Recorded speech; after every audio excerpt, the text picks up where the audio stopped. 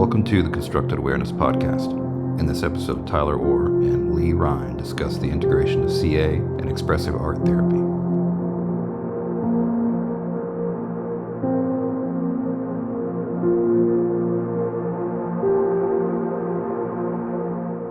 Welcome back to another episode of the Constructed Awareness Podcast. My name is Tyler Orr, and I have on today with me Lei Rhyne.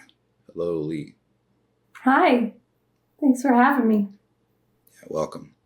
I'm excited about today for a couple reasons. One, it's been months since I've done a podcast, and I've really missed it.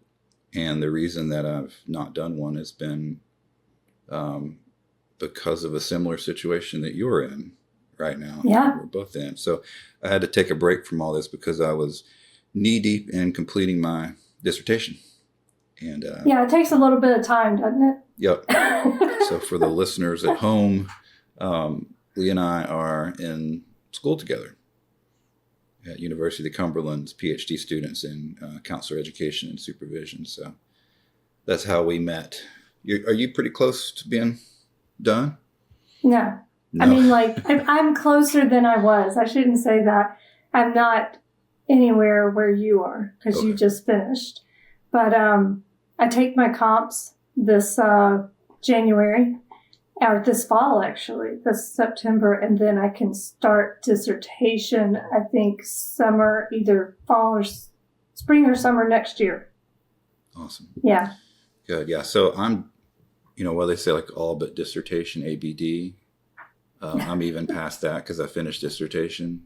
I'm just waiting until I graduate. So I guess I'm ABG, all but graduated. All but graduated. Yeah, so I got a couple more months. So I like to do these podcasts. I'm going to get back into the habit of doing one a month. So I guess just a couple more of these before I get the title upgrade, which is exciting. That is exciting. Great. That's huge. Yeah. Well, I'm also excited to do this podcast because we've had some really cool conversations over the last few months since you were trained in CA. Yeah. And it's really exciting, like the work that you do aside from CA, but then to hear in our talks, like how you've integrated CA into your work. So I'm excited for you to get a chance to share what you do as a therapist aside from CA, but then also like what you're doing in the integration, because it's really exciting. Okay. Would you like to tell people a little bit about you and where you're from and what you do? Yeah, I'm a licensed professional counselor in Peachtree City, Georgia. I'm also a registered expressive art therapist. I'm certified in hypnotherapy, and I am a doctoral student at the University of Cumberland. Welcome. I thought I knew what expressive art therapy was. When you first started talking about it. You do? Okay. Yeah, I hear that a lot. And then when you started to explain it, it was like, whoa, there's a lot going on. It seems like it pulls a lot of things in. It does. It's different than art therapy, right? It's very different from art therapy. There's several creative therapies. You have art therapy, music therapy, you have movement, somatic therapy, but expressive art therapy takes 5 different modalities and uses at least 3 of them within one session. So we may start with meditation and movement and move to art and then move to journaling. Or we may start with art and then looking at that piece of art. If this piece of art would move, how would it move? And what would it look like if it was moving physically? Step into that movement and then go to journaling. We may do some psychodrama with them. Or if you have a group, you could actually do a human sculpture with each piece of art.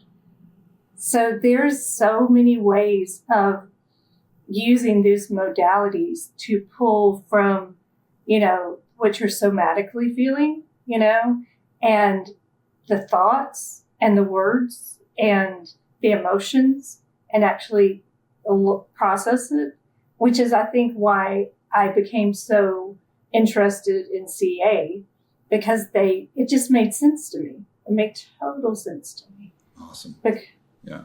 As we use we use the externalizing with the art and the movement, and then you use it in a different way. So it registered with me. Okay, great. So you said there were 5?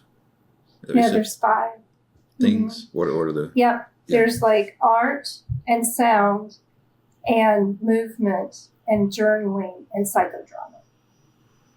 Okay. And any particular kind of art? Visual. I mean, it could be charcoal, it could be clay, it could be watercolors, it could be acrylics, any type of art. But the visual art is one section of it. And I think a lot of people, I've had conversations, I just wrote a paper about this the other day, how I was meeting with a colleague of mine and she was like, I'm doing expressive art therapy. And I was like, oh, cool. What are you doing? What are you integrating? What modalities are your favorite? And she goes, I just had them draw. And I'm like, what? That's art therapy. Also, art therapy is a little bit more clinical. A lot of art therapists will actually analyze the drawing and do diagnosis. If you're a psychometrist, you can do a diagnosis with the drawing, or a psychologist. Wow. But with expressive arts, that's what you let the client do. The client actually analyzes, and I don't want to say analyze, they become curious and question what the art says to them. Yeah. If this piece of art had a message for you, what would it be? Good. So, yeah. What's it trying to share? So they get to decide It's theirs, right? Yeah. It's not like those ink blot things, where it's like there's a right answer. No. And if you say that, there's a right answer. Yeah. Yeah. Okay. No. Because art's so subjective. It's subjective. It means different things to different people. 10 people can look at the same piece of art and you get 10 different responses to it. So this is more than just drawing a little in therapy. Yeah, it's not just. Are there particular influences that this approach pulls from? As far as, the movement, actually, the movement came along before somatic movement. It was from the 70s. All of this kind of came about in the 60s and 70s from 3 different founders. I mean, Natalie Rogers was the daughter of Carl Rogers, who did Rogerian therapy, and Helen Rogers, who is an artist. And she created the creative connection. And her big thing was emphasizing psychological safety and exploration of art with people with anxiety, stress, and depression. Okay. And then Sean McNiff actually emphasized the imagination and the dialogue with the images. If this image could speak to you, if it had a message for you, what would it be? And then Paulo Neal actually emphasized decentering, intermodal transference between modalities, and having an aesthetic perspective on art and becoming more curious about it instead of looking at the art and diagnosing it. So those 3 are really kind of our founders that brought it all together and made the creative arts. Was there an individual that brought all that together? No, it's actually the 3 of them at Lesley University. They each had a piece, an instrumental piece in it. And then together with others, they created IATA, which is the International Expressive Art Therapy Association. Okay. And that's where we get our credentials and our training and our certifications. Yeah, I think when I was first hearing expressive art therapy, I was thinking of that like as more of like a general term, not like a specific brand, if that's a good way to say it. Right. So like, is it more of like it's a specific thing? I feel it is a specific thing. And I think when you talk to expressive arts, because there were some expressive art therapists that feel like being it is art and it is fluid, we should not try to put it in a container, Yeah. right? And it should be able to grow, and it should be its own entity. Where some of my colleagues and I feel like it's this. This is what it is. It's like it's these modalities. It's taking these modalities and actually exploring them differently, because we all use it differently. There are some that are much stronger in psychodrama than they are in the art piece or the sound piece. I'm stronger in the sound piece and the art piece.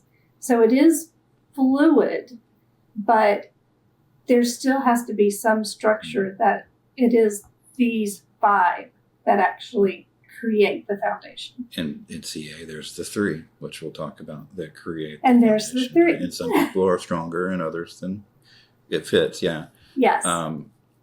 So I guess I'm curious. I've never asked you this. Like, are there like levels of training in this? And like, where are you? If there are, where are you in that? There's different locations that you can actually go through the training. I went through EFI, which is the Expressive Art Florida Institute, but Leslie College holds one, Preston College holds one, but I didn't know another master's. They actually do a whole actual master's degrees in this. in Expressive Arts. Yeah, Wow. Yeah. There's only a few, but I was like, I'm good. I've already got. That's fantastic. I mean, I don't think I've ever heard of that for like a particular. I've never heard of like I've got a degree, a master's in CBT or a master's in EMDR. You know, Right. that's impressive. Yeah. So the institute I went to was like 2 years of training and exploration. Okay. And they really walk you through, you explore it, but you're also like a client. So you understand what the client's going to feel and how it's supposed to feel, as opposed to learning a technique and applying it. Mm. You're actually experiencing it. Well, I'm really glad I hope that this, in its own small way, helps to bring some awareness about the uniqueness of this. Yeah. That's one of the reasons I went back to get my PhD. I want to do more research articles and writings and get more information out there about expressive arts, that it's not just art. Making macaroni art. It's so much more. That, yeah. Yeah, it's so much more. Yeah. Yeah. Okay. Well, that's great. Is there anything else you want to say about expressive art therapy? As far as like, if you wish someone knew about it? I think the one thing I've noticed more than anything since I started doing this is the majority of my clients that come to me they come in and they've already done CBT and DBT and narrative therapy, talk therapy, but they still have they still feel bad. Like they still have the gut-wrenching feelings and the tightness of the chest and the ruminating thoughts. They can use the CBT to notice their behavior and change their reaction or hold back from a reaction, but the feelings are still there. And it's that working through and processing those feelings and those emotions are what the expressive art does, which is also what CA does. So so they're so parallel, which is why I was so like, this makes so much sense to me. It's so much Is alike. it all experiential? Like, or is there talk therapy elements of it? I add to it, and like in all of mine, because I use CBT, but I use it at the end. I don't start with it. I feel like you've got to get through the processing the feelings and the emotions before you start applying behavioral therapy. I agree. To me, that makes so much more sense. I love that. Okay, aside from CA, we're going to talk about how to integrate it, but before it's integrated, could you kind of walk through like what a hypothetical session might look like? A hypothetical session would look like someone comes in and let's say they had a panic attack, a reaction to something. And we start off exploring and getting curious about it and asking where they were, what was going on, being in that place, right? And then I have them talk about, when have you felt this before? And then I ask them to go to the canvas. I'm always like, let's take that to the canvas. They take it to the canvas. And the first thing I do is have them pick up the first medium they're drawn to and the first color they're drawn to, and just make the first mark on the page.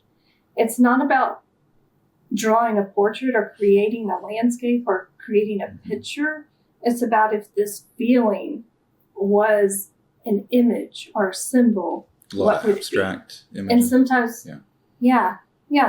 And I also have like magazines next to them. They can go through magazines. They can pull out words. They can pull out images. They can pull out anything they're drawn to. But the point is, they need to be drawn to it. And if they're drawn to it, they put it on the page, and it just keeps coming. While they're doing that, I'm asking them questions like, what are you noticing now? How are you feeling about that? What else is coming up for you? When they're finished with that, I ask them to name it, and then what feelings came up for them. And then if it had a message, what would it be? And out of that comes journaling. And I'll give them a journal prompt depending on what their message was. So if the message was, this isn't yours to carry, that'll be the journaling prompt. And then from that, it keeps them in a stream of consciousness where they can actually kind of dump everything that they've been ruminating on, everything they've been holding. It's like a release of baggage, right? So, and then sometimes if the journaling's not enough, or I feel like they really need to move, if they're still holding it in their chest, because I ask them things like that, are you feeling it in your body anywhere? Then we'll get up and do movement. And then, you do it with them? I do. Yeah, absolutely. I like to model for them so they don't feel like I'm the teacher watching them. Like I don't think anyone would I wouldn't be. That. Yeah. You know, right? I mean, I'm going to sit here and you move. So I'll get up. Right. So I will actually get up and move with them, maybe even model for them. If we've done any type of inner child work, I will actually do some somatic healing with them, just to help them soothe that inner child, have dialogue with that inner child. Like a somatic resource? And yeah, absolutely. And then the other thing we may do is drumming, because I love drumming. Is that one of the 5? And sometimes they need that? It is. It goes in the sound. Okay. It goes up under sound. Yeah. So we'll do some drumming. And if they're anxious or angry and they need to drum it out and beat on a drum, that's what we do. So it gives. Thinking about your neighbor. It just gives. Got the person in the office next to you. They're used to me right now. They're very used to me by now. So the last people I was next to actually miss her drumming, so that's nice. But it just gives them a way to externalize and release.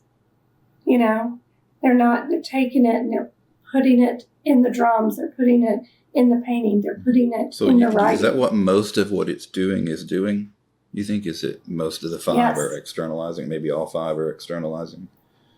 Yeah. I think it's doing a couple of things. I think it's making them realize when you talk about the mind, body, and spirit, it's really connecting the mind, body, and spirit, right? Because your mind's ruminating on all these thoughts. The body's holding on to all the stress and the anxiety. And the spirit is just getting weighed down by it all. And if you can come to a place that you recognize the tightness in your chest, the tightness in your throat, right? And start working on it. Like when they have tightness in their throat, we work on chanting. Or we do humming, we do chanting, we do song. Or you draw it, right? It just starts. And we draw it. It's really cool because what I'm hearing, and you tell me if I'm right or if this sounds off, but it's like they notice what's happening internally, whether it's thoughts or sensations or spirit even. and then they're externalizing it through the Yes. expressive art, either any of the five, right? Yeah. Which fits with CA because that's tuning. It's tuning. Yeah. It is. Yeah. We just never had a word for it. So when I was going through your training and you talked about dual awareness and tuning, and I'm like, oh, okay, yeah. And I think that's what I really liked about it. It's all of this is very abstract and difficult sometimes for clients to understand, right? But then with you and your constructive awareness, you actually made it very tangible. Like you put verbiage to it. You know, you have the 3 building blocks and you can move between those and it gives explanation. Awesome. Yeah. And I think that was a little bit more challenging with the expressive arts. Like we would do it, but they would experience it. But it was so abstract. But CA kind of helped make it very tangible. Because you do have those building blocks. Well, I'm so glad. I've been thinking lately a lot. Like if I had like the power to change like one thing about human experience that would make it better. Lately, I've been thinking that I would probably choose that people would have the ability to easily tell the difference between what's happening inside them and outside them. You know, like I'm just more and more convinced that like most mental health problems are the result of like the person can't tell the difference between what's happening in their environment and their mind. Right? They think something terrible is happening, and so their body responds as if it's actually happening in the space that they're in. So like, and I've been thinking a lot lately, it's like, well, you know, we're going to talk, I want to give a quick rundown of CA, but you got, in case you're listening and you don't know, but there's 3 building blocks, mind, body, and external. And if your mind and your body are in turmoil, there's only one other place to go. So I think a lot of the therapy that I've been leaning into as a CA therapist lately has been more like, how do we externalize these internalized things that we sort of get trapped into? Yeah. And I think what you're talking about is so good for that because it's all a way to externalize an internalized process. Does that align with what you do? Yeah. Oh, absolutely. I mean, I think, you know, there's so many of these content creators that say just process your feelings and your emotions, but nobody's talking about how, right? And I get so many clients that are like, if I need to process my emotions, do I just sit with them? If I sit with them, how long do I sit with them? And then what, right? And yeah. And then what? And they're just like, so I have to sit here and just feel bad? No, I probably mentioned this in one of your trainings, but I don't know if I mentioned the podcast, but there's a scientist named Willoughby Britton. Did I talk about her? She studies like the dark side of mindfulness and meditation, which we never hear about. We always hear about the positive sides. And like, you know, a client of mine turned me on to her because he had this experience in meditation where it's like, you know, the Buddha's enlightenment was he realized there was no self. And that was liberating. Right. Well, this happened to a guy that I know, and it was traumatizing. He was like completely dissociative. He had no sense of like grounding and had this really terrible experience. And so he was reading the work of Willoughby Britton and got me turned on. And like I listened to a podcast and that she was on, and there was a book called Trauma Sensitive Mindfulness, I think is what it's called. Pretty sure that's what she wrote the foreword for it. And in the book, they talk about 5 or 6 anchor points. It was like the stomach, the chest, the nostrils, hands, feet, and external. I think just external senses. I think that's what they were. And these were like points that are typically focused on in meditation. So she wanted to know like which anchor points were most regulating for different people. And she said, and I reached out to her anyway. I even reached out on Instagram trying to figure out, is this paper published? Because I want to cite this because it's fascinating. But she said that what they found was the anchor points that were most dysregulating for people with trauma were the torso, like stomach and chest. And what was most grounding for people with trauma was hands and feet and external. And to me, hands and feet is external, that sense of touch. And so that was exactly what I'd been seeing in my practice. So I was so pumped to hear that, because it's like, like you say, these therapists, they'll say, encourage, like, just feel your body. Well, what if your body is not safe?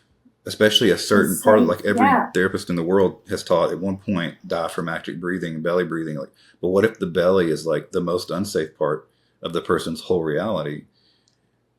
So most of the Absolutely. time we're in an environment that's safe and stable. Sometimes we're not, but most of the time we are. But it's like, how many times are you in a room that's completely safe and you're a nervous wreck all the time? Right. And that's because Right. your poor body is confused, thinking that what's happening in the mind is happening out in the environment. And so environment is usually the safest place. So that externalizing part is super cool. And we've got Willoughby Britton's research to back it up too now. So yeah. That's awesome. I love Good work. that. You care if I do a quick rundown of CA for those Oh, absolutely. watching Yes. at home? So constructed awareness is based on 3 principles. And I always like to just present it that way. I find that's the easiest way. So the first principle is, if you bring awareness to something, it changes. Like, little kids behave differently if they're being watched versus if they're not. We all do things when we're home alone that we wouldn't do in front of other people, right? And those are examples of kind of like external awareness, but like, it's also true internally with our own personal lived experience. The more you become aware of your experience, your thoughts and your sensations and your behaviors and the things that are happening around you, the more likely changes to naturally arise because of that awareness. Like, I think that a bad pattern, or a bad habit, or a pattern that repeats, that's unwanted, it only repeats because of a lack of awareness of everything that's going on in that pattern, right? And the more aware we become of these things, these little things that we might notice, like a sensation or a particular thought, can become the thing that kind of wakes us up out of that autopilot response that keeps us going in these same ways over and over again. So with CA, we don't put any energy into trying to change the client's experience, which probably fit well with what you were doing before. We put our energy into helping the client deepen their awareness of their experience, and then we trust that that awareness will bring about change that the client's looking for. And the beautiful thing about it is, it doesn't come from me or some treatment plan that I write up. It comes from the client's own inner wisdom, right? So we don't really it's not like CBT, like you mentioned. We don't use willpower. We're not thought stopping or thought reframing. We're literally just letting whatever is here be here and bringing a deeper awareness to it. But like you said earlier, we run into a problem, I think, where people say that message, but there's a lack of direction about what you're bringing awareness to. So that's where the second principle comes in. That reality, like every moment of your life, basically, is constructed by only 3 parts. And that's your thoughts, sensations, and external sense perceptions. So everyone has a mental building block, a sensation building block, and an external building block. Right? Pretty cool. We can boil your entire reality down to those 3 things. And this is based on or inspired by the theory of constructed emotion, which is Lisa Feldman Barrett, which is, goes against the traditional way of viewing emotions, that are these things that live inside of us, like Inside Out movies, right? The little characters. Right. Right. But instead, they're experiences that arise, that are constructed in the moment after moment after moment. But she, in her theory, doesn't give information about what the components are that construct the emotion. So that's where CA comes in. And I like to hope that it simplifies it and takes it a little further by saying that the building blocks are thoughts, sensations, and external senses. Okay. I think it definitely does. Thank you. And the third principle takes that, I think, a little more into the clinical realm. So we talk about something called orientation. So the third principle is that people tend to naturally rely more on one building block more than the others in different situations. So sometimes a person might express a mental orientation. That means they're relying on their mental building block to regulate themselves. That's the way we talk about it a lot. It's like how they use the building blocks to regulate or to connect with other people. So I'm mentally oriented. I tend to connect and regulate mentally. I like a more intellectual kind of engagement. And if I get upset, I start planning. Right? I start rationally working through whatever the problem is. Other people might express more of a sensation orientation. My wife's that way. That's her orientation almost exclusively. So whereas I'm a mind moving through the world, she's a body. So her body is always active and moving and expressing. She'd probably love the work you do. Honestly, she'd probably just fit right into that. But yeah, so she regulates herself through like, expressing feelings, through crying, through moving her body. I always know if she's having a bad day because she'll be in the floor rolling around on a tennis ball or something. It's like she's physically trying to work through whatever is bothering her, and she'll say that to me. If I'm having a rough day, why don't you get down on the floor with the tennis ball? And I'm like, that never crossed my mind. It's funny. It's like when I get stressed, my body gets really like still, and my mind gets really active. When she gets upset, her mind gets really inactive, and her body takes off. Right. And other times people are externally oriented. My mom's a good example of someone who's primarily externally oriented because she lives outside of herself. She's always like taking care of other people, putting the needs of other people first, always thinking of others first. And so she regulates herself by regulating the environment and the people in the environment. Right? I can recognize that. Yeah, you recognize that? I recognize that in parts of my family as well. Yes. Well, that's great. I love externally oriented people, by the way. So they always take good care of me. They do. Sometimes it's like, sit down, relax. Yeah, we went to, yesterday was Father's Day, so we went over to my parents' house, and it's just watching Mom. I always kind of observe her in that situation. Yes. It's like she made all this food, and like she wouldn't eat till everyone's done, and she wouldn't sit down to eat. She's just sitting there kind of standing, eating, just scanning, making sure, do you need this? Jumping up if anybody has, let me get you another drink. Let me get you the salt. But that's her happy place. That's her happy place. She loves it. Yep. Yeah, she would used to do this thing where she would text me out of the blue and say, "Are you okay?" Like with no context. I never understood what she was doing or why, but now I know it's like she wasn't feeling okay. So she's like checking in with me to see if I'm okay. Because if I'm okay, she's okay. Right? Yep. So we have these 3 building blocks with associated 3 primary orientations. And orientation is always changing. It's always flowing. No one is always just mentally oriented or just external or sensation. It's always changing. But we do find that a lot of people tend to be what we call fixed. Like they stay in that one building block most of the time, where other people tend to be more like fluctuating. So that's where the building blocks are always in flux. When that happens, there's not a lot of like emotional stability because there's not a happy place. There's not a safe place, a home base within their reality because the building blocks just keep moving and changing. So we tend to work with individuals differently. I'd be curious in our conversation if you found a way to work with more fixed or more fluctuating with the expressive arts, but we can talk about that. And so within the CA resourcing, we do something called tuning. So first we focus on, if we can figure out how a client's oriented, so it will take me, if I were the client, I'm mentally oriented. Well, that tells us that my mental building blocks kind of overdeveloped and my sensation and external are less developed. So we may not focus on the mental resourcing very much because I've already got plenty of that just from my lived experience. But we have these less developed building blocks. That's probably where we would focus on. And within the CA trainings, we learn resources for all 3 building blocks. So what we would do with me is probably focus on those awareness-based resources for sensation and external to kind of bring those up where I have a more like balanced or whole picture of my life, right? I'm more aware of all parts of myself instead of just the one that I relied on my whole life.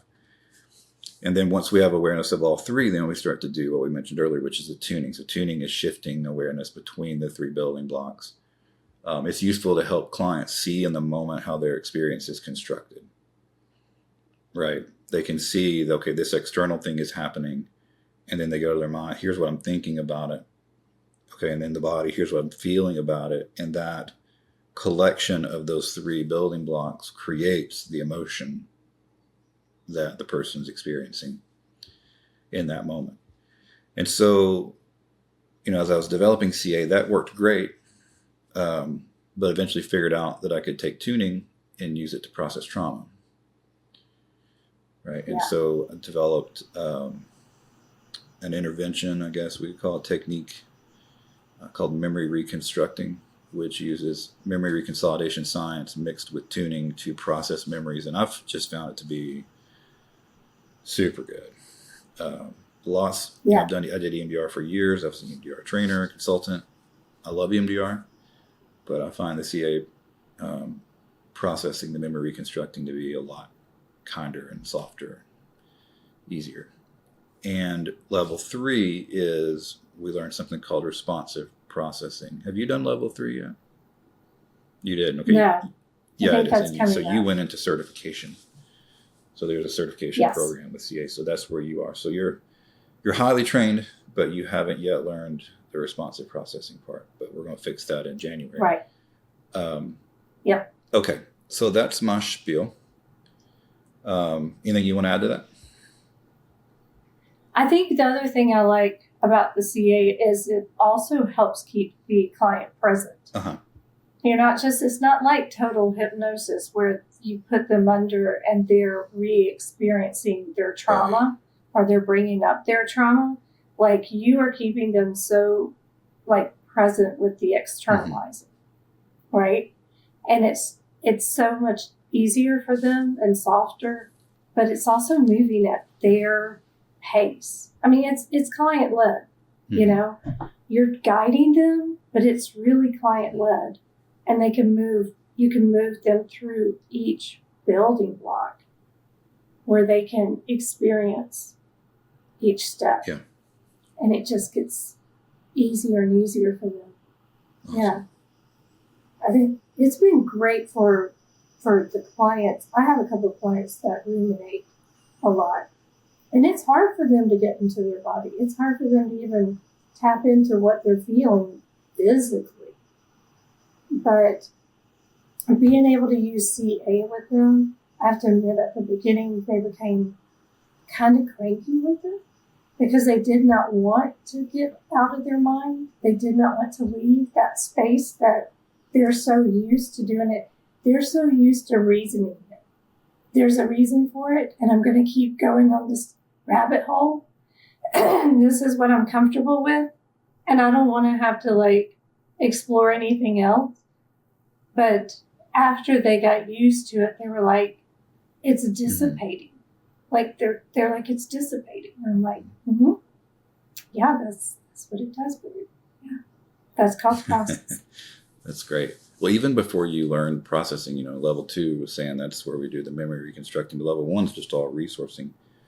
Something was happening for you in that first training, because it was either after the first or second day you sent me all the stuff you were writing of how to end. So what happened for you in that training?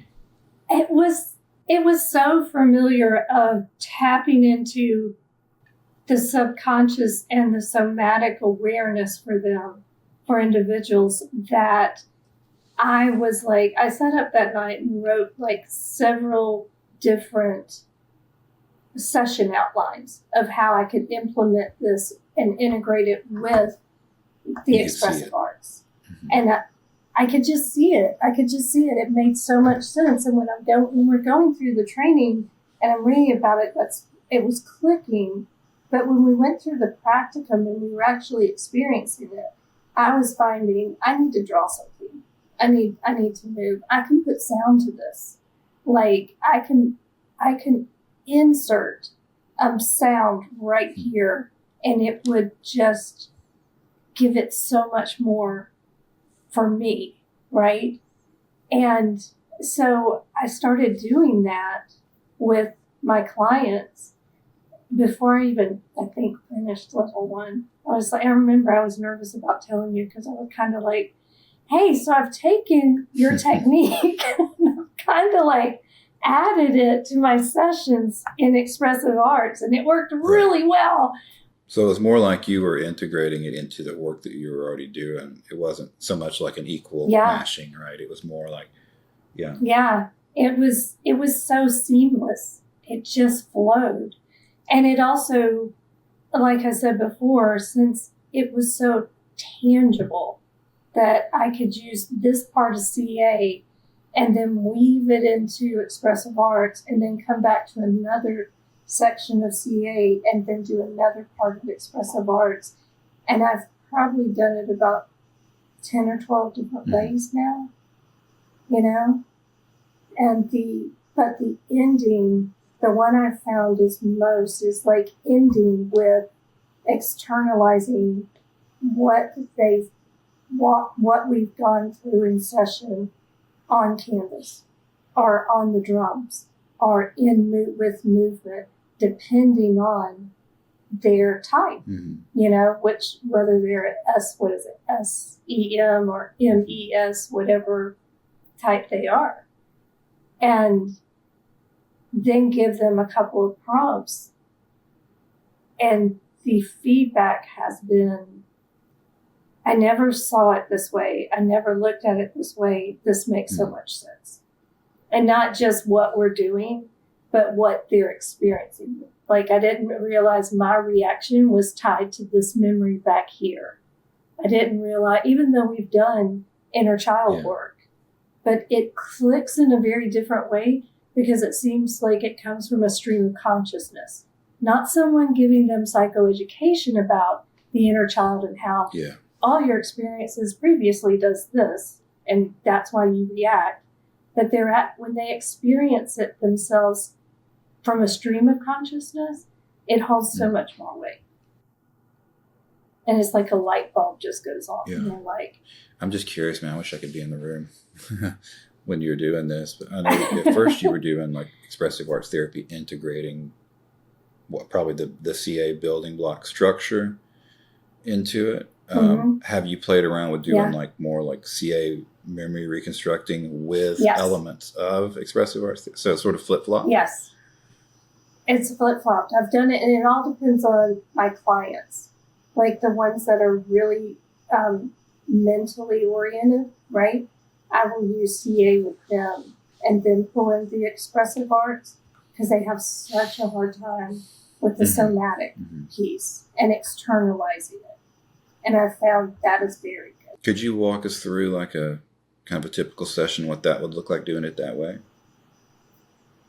Basically, it is having them going through the bridging process and coming up with the attachment bridge and coming up, finds the memory, creates the picture, and then moves them through each block back and forth. But I recognize I can't stay with somatic a long time with them. It's like we have to touch on it because they get frustrated. Yeah. And that's what I think is cool about the tuning and the memory reconstructing is like, you're not required to stay. There's not a protocol for like you're staying in a certain building block. So what it'll, for those at home, like what memory reconstructing is. So Lee, you mentioned the attachment bridge, which is like a technique we use to find a memory to process. You take that memory and say we start there, like we start with the 3 building blocks. So that's the mental, the picture, and notice visual details about it or things that the person hears about the thought, like, you know, what do they hear in their mind? And it's not like a cognitive approach. It's almost more of a bottom up. Like we're actually like using visual and audio, like audio cues for noticing a thought. Like what colors do you see in the picture? How many people are in the picture? What color's their shirt? You know, is there a window? What do you see out of the window? Like we're asking these sorts of visual questions. So we'll hang out there looking at the picture and describing it for a while, and then we might switch to the body, maybe. Like, so as you look at the picture, what do you feel in your body? And then we're going to notice like temperature and weight, shape, size, all these things you can feel inside your body. Yeah. And however long you need to stay there, it's fine. But then you can move back to the thought and notice more, or you can move external and notice like things in the room, or we use like objects during the process, like things that they can hold and touch and look at, or sometimes even things they can listen to. And we haven't hooked people's heads up to electrodes yet to see what that's doing to the brain. That's next. So I can't say for sure, but you've seen it. Something happens.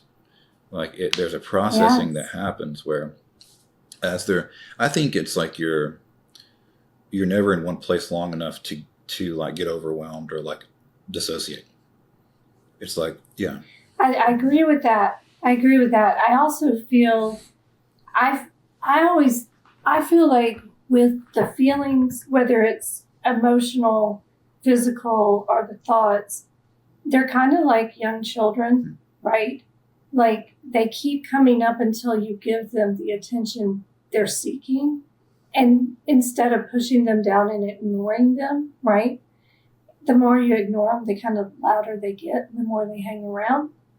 But then when you actually get curious about them, and you start asking those questions as to what does it feel like? Does it have a shape? Does it have a temperature?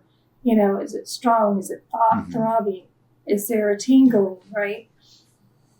And you spend time with that, they start to dissipate. It's kind of like, I used to tell my clients when thoughts came through and feelings came through, they were like clouds. You can acknowledge they're there, let them float by. Just don't grab onto them and go off with them. And don't grab onto them and hold them. Just let them float through. But this gives them so much of a more tangible way of doing that. Yeah. Mm-hmm. Does that make sense? It does, yeah. That was my problem with EMDR, where it's like, what are you noticing now? That kind of open-ended question. It's like, well, I don't know. What do you mean? So we're breaking it down into smaller parts. So instead of what are you noticing now, it's what do you notice when we look at this one part of the thought? Or what do you notice when you feel this one sensation in your body, or you notice this one thing in the room? And it narrows the focus enough where I think it helps people stay contained during the processing. But I derailed your story a little bit, so let's back up. So you're doing this with a client. Yeah. I'm doing this, and then we'll move to the canvas. They'll be sitting at the canvas. And sometimes I'm letting them paint as they're moving through it. And that is their external, right? Or they have a drum in front of them, and the drumming can be changed depending on where they are with it. So meaning when you go to the external building block, that's when you bring in the 5? You bring in the 5. Yeah, you bring in. And then moving from that to, and it really is very, I don't want to stay instinctive. You really have to know your client, like where they need to go next. I mean, you have to do behavior observation. If they're starting to wiggle, I'm like, you invite movement, like you do when they're feeling something in their body that just can't dissipate. It's just not, it's not going to getting any less, right? That's a horrible explanation, but so you invite the movement, and you invite, if this feeling, if this thought had movement, what would it be? But it's not just a question, hypothetical question. Like you would actually invite the movement. You would actually get up and invite the movement. Yeah. And then at the end, going back to the painting or the journaling, and where are we now with that, and the processing of it. Love that. And then you just kind of go through the normal reconstructing process. Okay. What about if you're incorporating like in more of like the CA resourcing into your expressive arts therapy work? That is depending on if I have the CA is into it. I usually do start off with the curiosity about what they're feeling and the location. Okay. So is it like, do you kind of tune? So let's say they're drumming or they're drawing. Is it like, so what do you notice in your body as you do this? What thoughts come to mind as you do this? What do you see on the page? Yes. Or what do you hear? Is it kind of like that? It's similar to that. Yes, very much so. And then at the end, if I do just CA and then expressive arts, which is what I started with, I would go through the whole CA process. And then at the end, I would have them paint it out. And they would paint out the process. Like I have one client, it all was surrounded with doors, certain doors. And her painting starting from a specific door. And then there was these changes of colors and symbols into a new door. That was That's very cool. different. So cool. But the door was actually a memory that that happened in her childhood. Mm. So, but she was able to externalize and write and paint out that process. And along the way, she had writings underneath of how she got, and words of how she got from this door to that door. Love that. Well, there's an exercise we do in CA where it's like you'll maybe notice an object in the room. I'll do it. So the turtle shell. And then we'll notice details. I see like the brown, it's shiny, it's kind of a darker around the edges, it's oval shape. Okay, well, what thoughts come to mind as you look at that? Well, it was given to me by a friend of mine who passed away. So, I'm having thoughts about him. I could see he had dark hair, mustache, darker skin. I could see his office where this used to be. And then it's like, okay, what sensations do you feel? I feel kind of a tightness right here. It's choked up a little bit. Feel a little warmth on top of my shoulders. And then you can say, okay, as you notice the turtle shell, the thoughts and the sensations, what emotion would that create? What emotion is that constructing? I'm going to say something like sadness. I could see, like in your work, like where they're painting something, and you say, that's the external, right? As you notice what you're painting, what thoughts come to mind? I just thought about my mother. Right? What sensations do you feel in your body? Right? I feel heat, tension. What emotion would you call that? Anger. Right? See, that would be such a useful thing to help the client.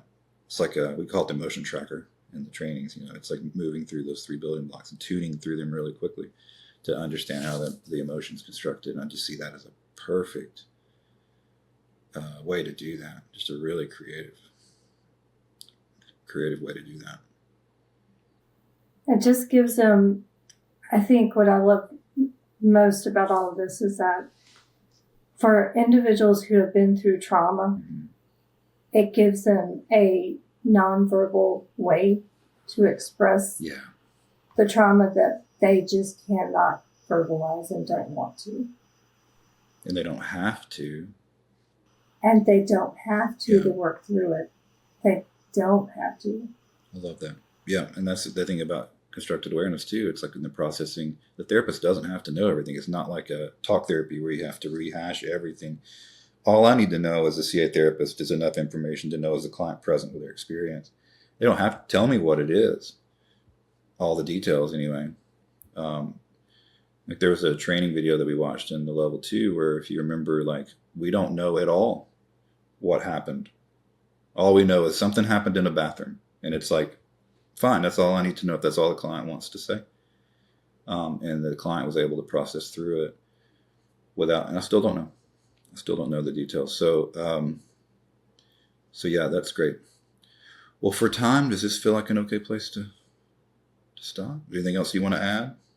No, I'm really excited about the work you've done and appreciate it greatly because I've enjoyed integrating it and using it in my practice. Great. Well, thank you.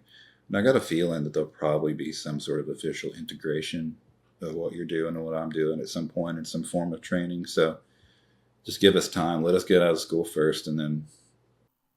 Right. You mind if I share a little bit of news? Oh, absolutely.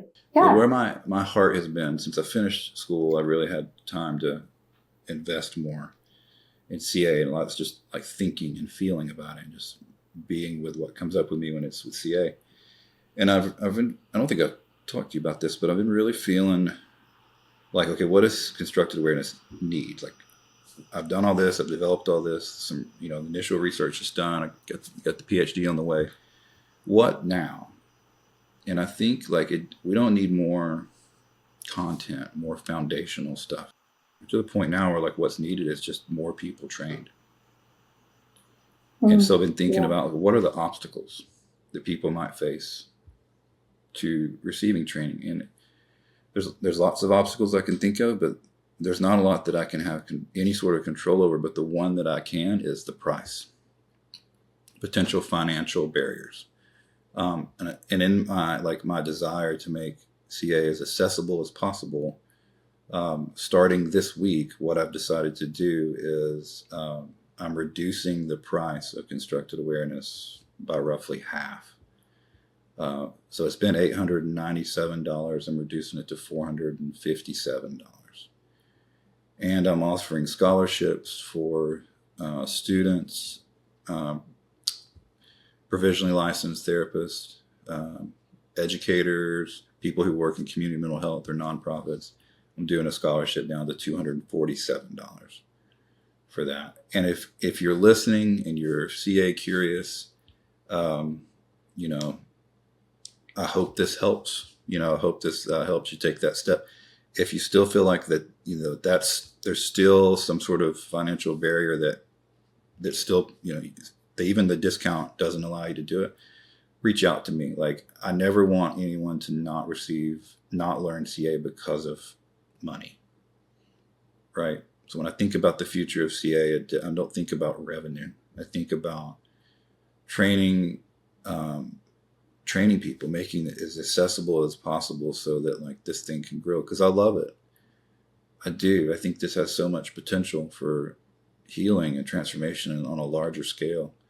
And the way where my head's been lately, it's like the way to get there is to train more people. And it seems, I know like traditional wisdom or whatever, conventional wisdom is to not go down in price. But everything's going up. Everything's expensive. I just want to hook y'all up. So, and that doesn't mean nothing changes about the training.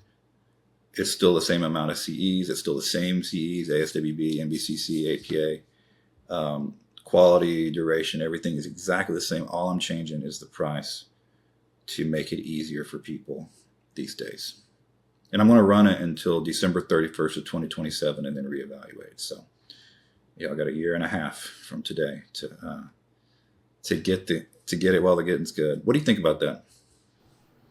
I think it's wonderful. It is, because like you said, the price is going up for everything. And I know some students and interns that are very interested in this, but you know, they're already having to deal with everything. Yeah. College loans being cut and this and that and free internships. Yeah. So, you know, that's already hard. So I think you're going to get a lot of good feedback from this. So. You know, at the time of the filming this, it's like $4 a gallon for gas, you know, whatever. So I'm just trying to do my part. But yeah, you know, if anybody wants to reach out to me, you visit constructedawareness.com to learn more. You can contact me through the contact form there on the website, or you can reach me at info@constructedawareness.com.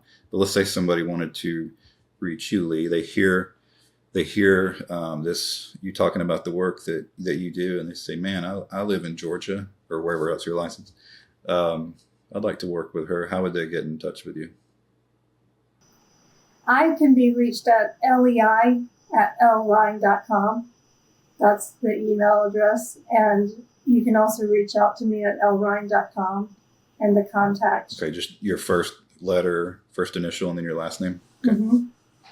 Yep. I'm doing training on Expressive Arts Therapy now, and I do it online. Awesome. So if you're a therapist listening and you want to learn Expressive Arts Therapy, you can reach out and do it there. Yeah. You have a plug for that? Where would they go for that? Same contact? That is also same contact. The lrhyne.com to the contact sheet, or the lei@lrhyne.com. All right. This has been fun. I appreciate it. We'll have to do it again someday. Yeah. Good luck on your journey of everything. And thank you, everyone, for listening. We'll catch you next time.